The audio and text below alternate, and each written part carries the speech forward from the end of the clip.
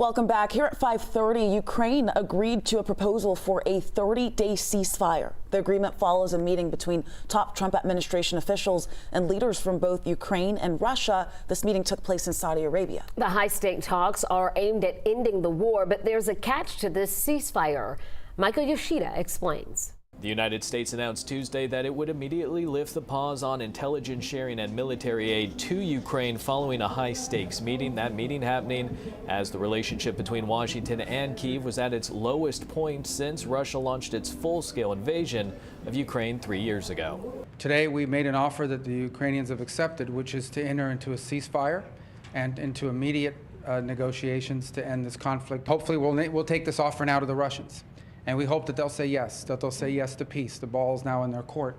Heading into Tuesday's talks, Secretary of State Marco Rubio said the U.S. was in listening mode, wanting more details on Kyiv's position and what concessions Ukraine would be willing to make to strike a peace deal with Russia.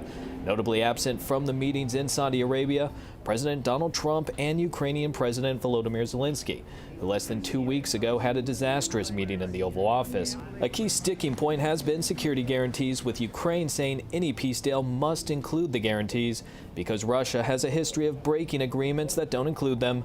Many Western allies of Ukraine have backed this point, but so far the Trump administration has refused to make any concrete commitments. President Trump has also suggested Ukraine might need to give up some of its territory. Russian forces currently occupy around 20% of Ukraine, up from the roughly 7% Moscow controlled before its invasion in 2022. At the White House, I'm Michael Yoshida reporting.